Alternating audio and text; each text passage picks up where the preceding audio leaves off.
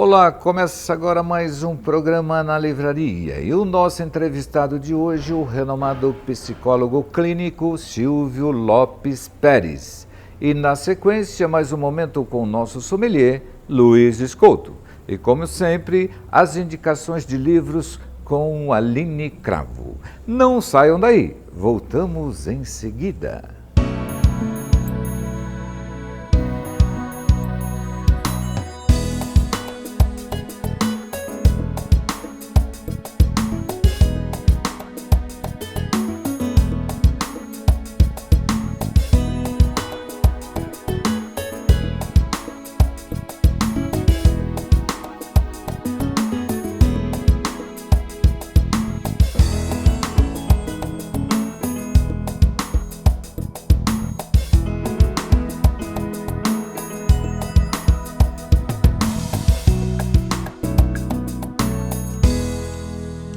Estamos conversando com Silvio Lopes Peres, psicólogo clínico da nossa cidade. Seja bem-vindo ao nosso programa, Silvio.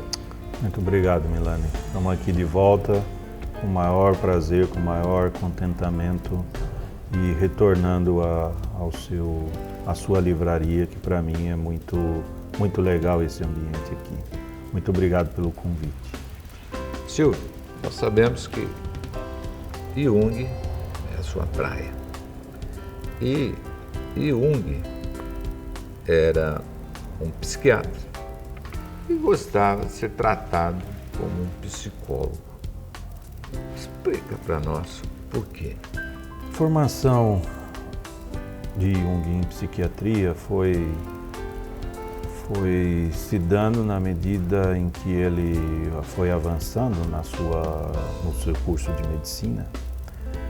E ele optou pela psiquiatria em função de ser uma área em que ele estava percebendo que tinha muitas coisas diferentes, novas, sendo tratadas pela medicina.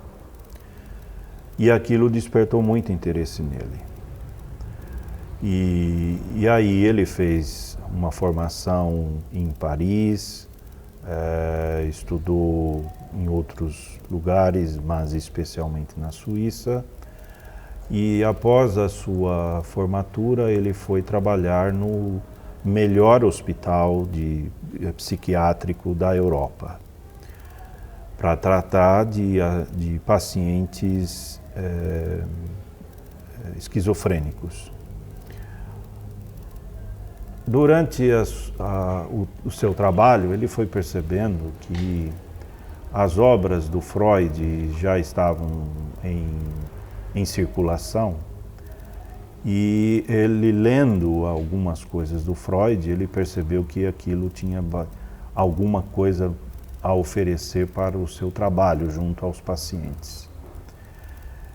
E aí ele começou a escrever e se corresponder com Freud, e ele foi adquirindo um conhecimento em que ele percebeu que o ser psicólogo era para ele algo que dava um objetivo mais assertivo quanto ao trato não apenas da doença ou do transtorno mental, mas no âmbito mais amplo da vida das pessoas que o procuravam. Ele não tratava apenas os doentes do hospital, ele também atendia pessoas na clínica particular dele, e pessoas que não tinham nada não eram esquizofrênicas. E os atendimentos com esses outros pacientes foi dando a ele a percepção de que o que ele mais se realizava como pessoa e como cientista era no campo da psicologia e não tanto no campo da psiquiatria. A psiquiatria deu a ele todas as ferramentas que na época eram disponíveis para ele desempenhar um bom trabalho como médico. Mas o atendimento a outras pessoas com outros problemas fez eles perceber que ele era mais psicólogo do que psiquiatra. E essa época, por exemplo, você disse que ele lia muito Freud. Se tornaram amigos? Eles se aproximaram bastante, se tornaram amigos em se tratando de que eles se encontraram pessoalmente pelo menos 7 vezes durante alguns anos, pelo menos uma vez por ano, praticamente. Viajaram juntos para os Estados Unidos para receberem títulos honoríficos das universidades, de algumas universidades nos Estados Unidos. Freud o tinha como uma pessoa diferenciada no sentido de pertencer à Suíça e de não ser judeu. E percebeu no Jung uma formação psiquiátrica muito forte, muito sólida. E por isso, então, ele confiava muito que o Jung pudesse dar continuidade à sua trajetória. E por isso a relação entre eles foi se dando no nível científico, num trabalho científico. Então, as trocas de correspondências entre eles tratavam de assuntos amenos, de assuntos familiares, íntimos de cada um deles, mas também havia uma troca de trabalhos científicos e de publicações entre eles. Então, o Jung lia trabalhos do Freud e vice-versa. Mas esses trabalhos foram revelando diferenças entre eles, né? Até que eles tiveram que cada um tomar o seu caminho pessoal, próprio, e aí então essa amizade, que era mais intensa, mais íntima, isto se arrefeceu e chegou ao ponto de haver um completo rompimento entre eles. Silvio, você frequenta o Instituto Jungiano de São Paulo e você também está desenvolvendo um grupo de estudos aqui na nossa cidade. Fala um pouco desse seu projeto. Eu sou aluno do Instituto Jungiano de São Paulo, que pertence à Associação Jungiana do Brasil, que por sua vez é membro do Instituto de Psicologia Analítica Internacional, em Zurique. Eu estou em processo de formação como analista junguiano. Atuando como psicólogo clínico em Marília, eu senti a necessidade de fazer esse curso de formação, e esse curso de formação está me dando conhecimentos que me permitem repassar informações para quem tem interesse em psicologia analítica de uma maneira mais segura, mais apropriada, né, para esse pessoal que me procura. Não sou o único grupo aqui em Marília, existem outros grupos, existem outros profissionais, os quais eu reconheço como sendo pessoas bastante importantes para o pensamento da psicologia analítica aqui em Marília também. E eu estou me ajuntando a estes, né? Sendo que provavelmente com a formação de analista eu serei o primeiro ou o único a ter essa formação reconhecida pelo Instituto Internacional de Psicologia Analítica de Zurique. Eu tenho acompanhado sua participação no editorial do Jornal da Manhã, inclusive ontem. Achei bastante importante que se comemora os 140 anos de Jung. E, em razão, não sei se do momento que passa, se o Brasil vive esse momento, nós estamos vivendo um momento de democracia, mas um tanto quanto conturbada. E nunca se vendeu tanto Nietzsche, Freud e Jung. É bastante importante esse seu grupo de estudos neste momento. Por que o empresário, principalmente nesse momento de dificuldade, procura esses livros? Bom, em se tratando de questões políticas que o país está atravessando, este é um movimento natural da democracia. Todo país que opta pelo sistema de governo democrático, ele passa por altos e baixos. Isso não afeta em nada, não depõe nada contra o governo de partido A, partido B. Ao contrário, isto fortalece a democracia e especialmente a democracia brasileira, que ainda é muito jovem, né?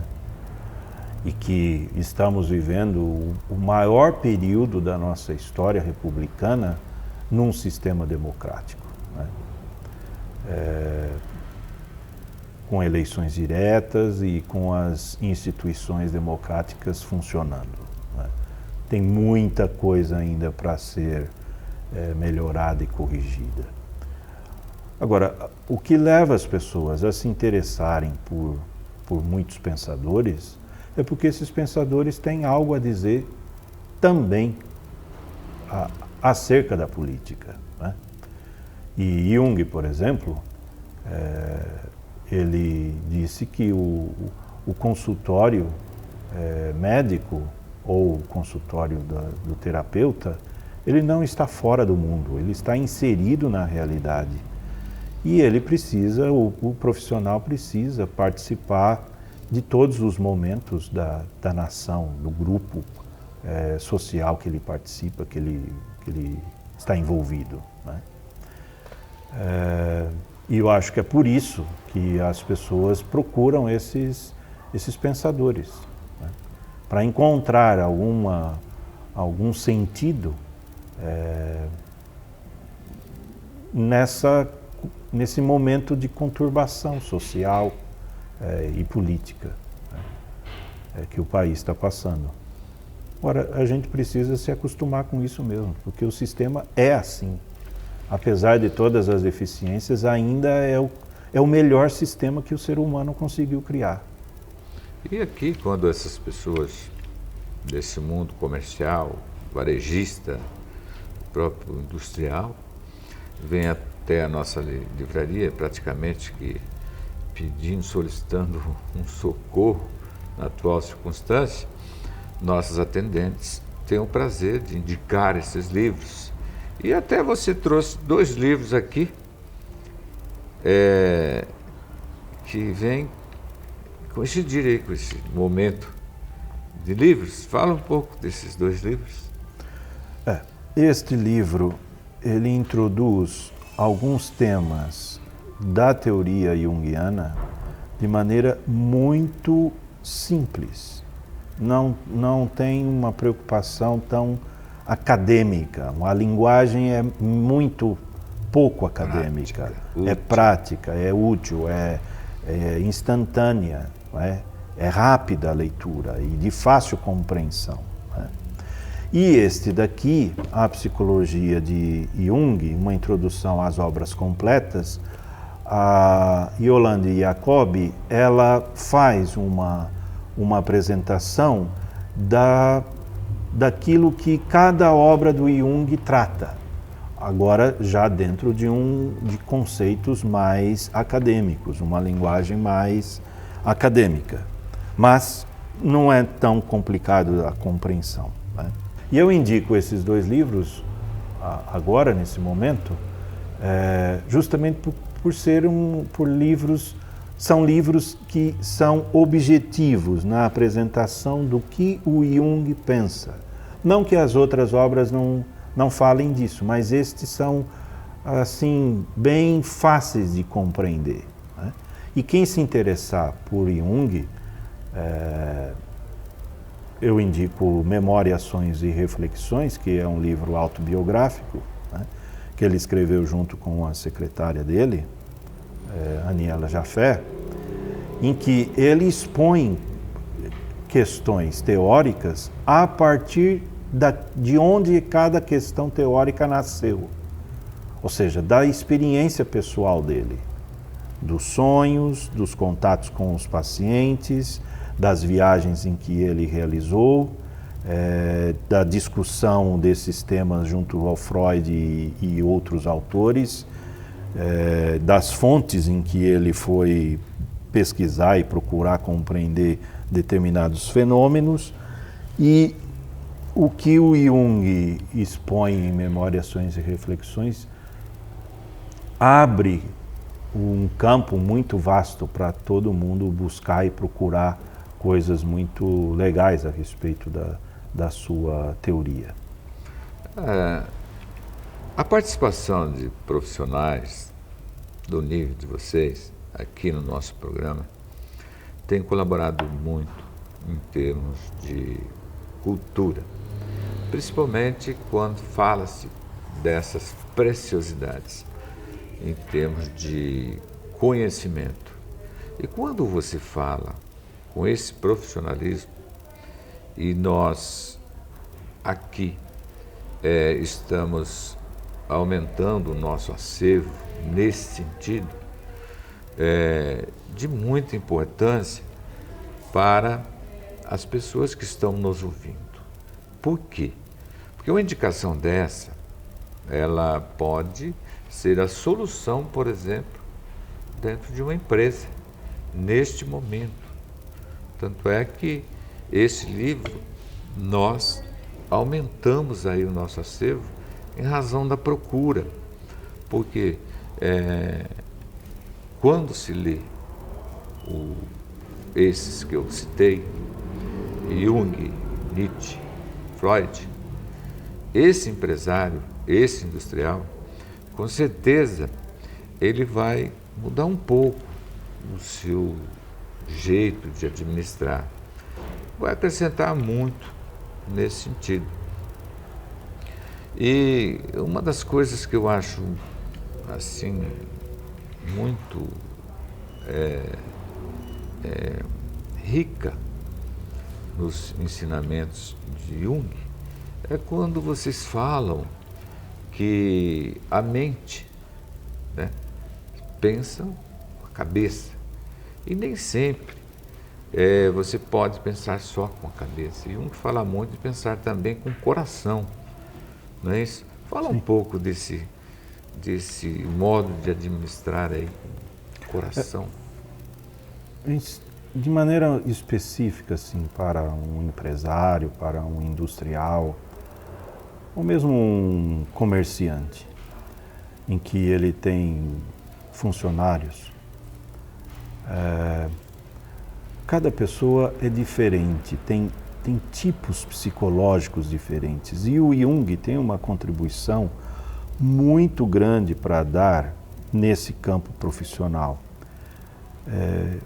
Para aqueles que estão em dúvida de escolher a sua profissão, até aqueles que já estão atuando profissionalmente e que às vezes não estão muito satisfeitos com a sua atuação profissional, ou um empresário, ou um industrial, ou comerciante que gostaria de compreender melhor as relações humanas entre os seus funcionários, dele com eles, dos funcionários com ele, o Jung tem muito a contribuir com o que ele chama de tipos psicológicos, né? Que é uma questão um pouco mais complexa, que eu não vamos ter tempo para tratar aqui, mas vale a pena fazer um estudo, um levantamento a respeito disso, né? De como as pessoas são aquilo que como elas se comportam, e esse comportamento tem a ver com aquilo que elas são por dentro. Um extrovertido é muito diferente de um indivíduo introvertido. Quais são as características de cada um deles? Uma pessoa mais racional, mais lógica, toma decisões e vive e reage de maneira muito diferente daquele que é intuitivo, daquele que tem mais sentimentos, né? Então, são questões mais complexas, que até a gente pode voltar numa outra ocasião para tratar especificamente disso, mas que isto pode ajudar e muito, e principalmente nesse momento de crise econômica que o país está vivendo, né? Que não se trata apenas de falta de dinheiro, né? Mas que se houver uma compreensão mais da relação entre nós humanos, a crise pode ser amenizada, pode ser vivenciada e ultrapassada de maneira muito melhor. Silvio, foi muito bom conversar com você, com certeza nosso telespectador vai apreciar muito e acrescentar também no seu dia a dia esse nosso diálogo, esse seu grupo de estudo que está aprendendo aí sobre Jung aqui na nossa cidade, está trazendo esse conforto para o cidadão marilhense. E quem quer saber mais sobre essa sua atividade é só procurar na nossa livraria. Nós temos o prazer de indicar você e também esse programa, né, que é um fio condutor para essa sua atividade. Eu fico muito contente e agradeço a sua participação. Eu que agradeço o convite e estou sempre à disposição. Muito obrigado. Conversamos com Silvio Lopes Pérez, psicólogo clínico e integrante do grupo Jungiano de São Paulo e agora esse grupo de estudos em Marília.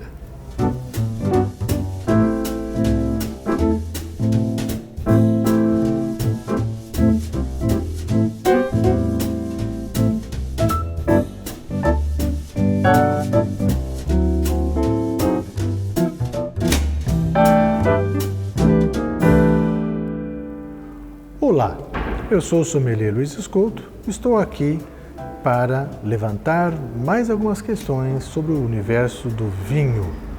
Hoje preparamos algumas notas para traduzir como ocorre a avaliação do corpo do vinho.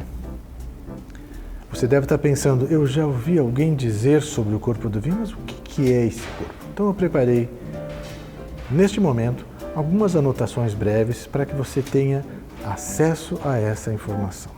Veja só, é comum, quando se trata de vinho, se dizer que ele é a base da degustação. No universo do vinho, o vinho ocupa um lugar muito importante. Sendo a base da degustação, ele ocupa um lugar muito importante. É com o corpo do vinho que se define o estilo do vinho. O estilo do vinho está ligado a este momento de degustação e à questão da preferência pessoal.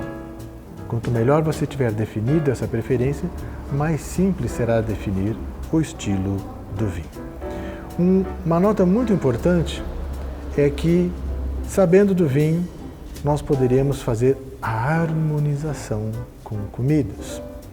Muito comum também nos restaurantes, de modo geral, se sabendo a comida, também vir a definir o estilo de vinho a ser consumido.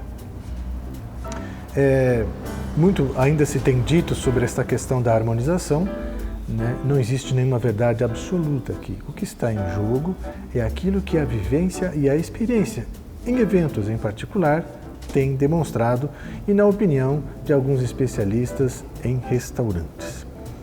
Este estilo pode ser para alguns mais fácil de definir e para outros mais difícil de definir, né?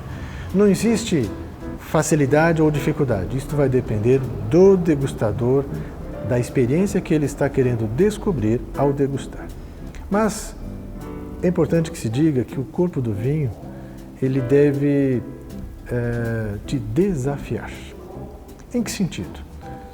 Eu diria que para todo iniciante, o importante é você se colocar à disposição para beber um gole de vinho. Com esse gole de vinho, você vai identificar que existe algo além da taça. Eu estou falando, em outras palavras, de uma classificação. Você já deve ter ouvido falar na palavra corpo leve, corpo médio, um corpo mais agressivo, mais elevado, mais encorpado. É mais ou menos esta a classificação. Nós diríamos que um vinho pode ter um corpo leve, um corpo médio ou ser mais encorpado. E isto tem algumas influências que nós vamos tratar ainda nestas notas. Mas uma coisa é muito importante que você entenda. Estamos definindo um vinho, entendendo o corpo do vinho, para entender do valor disso numa degustação, né? Isto quer dizer, em outras palavras, que a textura do vinho tem íntima relação com a textura da comida. Daqui a pouco eu vou te dar um exemplo e você vai entender direito isso. Muitos especialistas falam em peso ou força do vinho. Em outras palavras, é do corpo do vinho que se está falando. A percepção do corpo se dá através de uma sensação tátil. Estamos falando de um sentido disponível no corpo de todo mundo e de muitos animais, que é o sentido do tato. Através do tato, percebemos, no caso do vinho, especialmente o volume. Como é que esse volume, quando ele vem para a boca, ele fica na boca. A questão do corpo do vinho, uma vez que você abre a garrafa, põe na taça e traz para a boca, é uma experiência da boca, pode-se dizer assim. Mas antes de chegar à sua mesa como consumidor, nós teríamos ainda uma questão mais geográfica e também o tipo de cepa, né? O micro-organismo que está atrás da fermentação deste vinho. Em suma, poderia te dizer nesse momento que o que ajudará muito o iniciante no consumo racional e saudável do vinho é justamente se propor a degustar. Não vejo outro caminho, um caminho saudável, um caminho prático, um caminho próximo, né? Sempre partir da degustação do vinho. Eu fico por aqui e até o próximo encontro.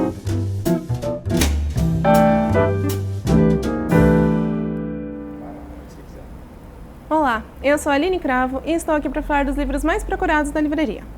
Hoje, em especial, vou falar dos autores marilienses. Para começar, não podia deixar de falar Marília, 80 anos de progresso, do Celso Motta.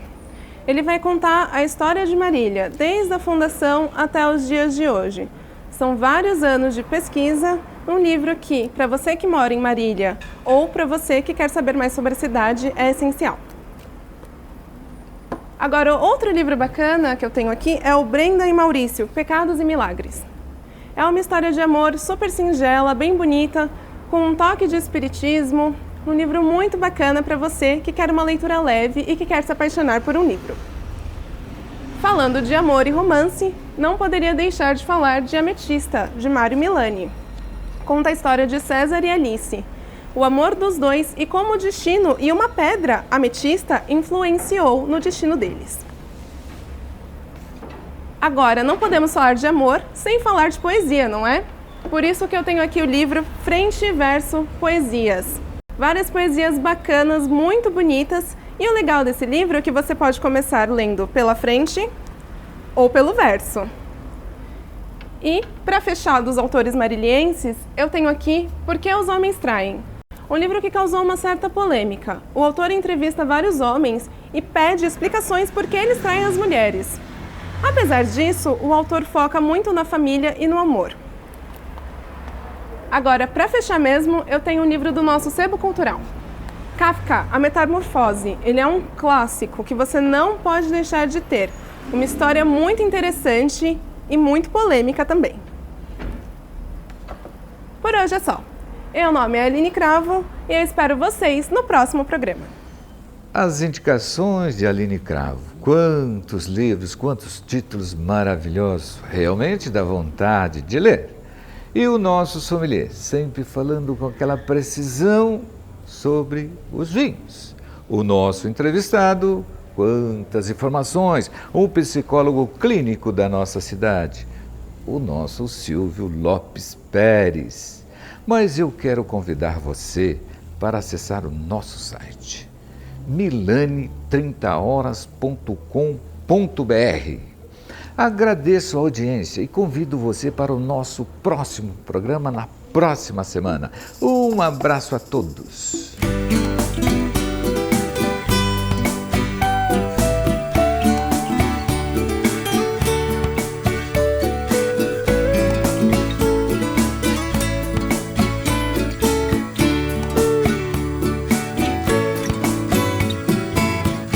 Lá vai uma chalana, bem longe se vai,